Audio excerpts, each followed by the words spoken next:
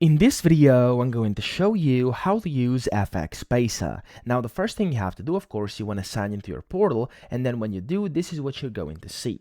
Here on the main dashboard, you'll be able to see your account summary, where there's your total balance, your credit, your equity, deposits, and then the withdrawals as well. And then here you can also see your recent activity. Down here, you'll see the list of your live accounts, and then the demo accounts as well. If you want to create an account, a trading account, you could click on here or over here to create either a live or a demo account to start trading with.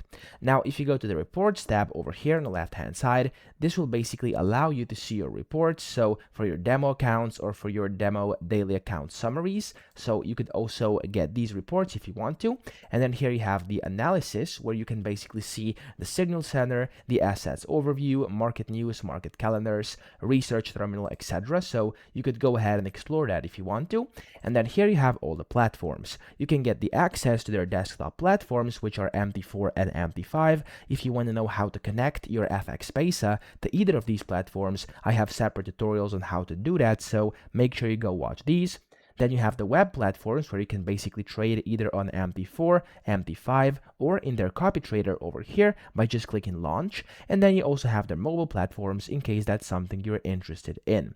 Of course, that's the main part. And then here you also have a refer a friend, where you can basically go ahead and refer your friends to the platform. And down here at the bottom right is where you can basically chat if in case you have any questions. So you could open that up, and in case there's any concerns, you can just start a new chat and you will get some help.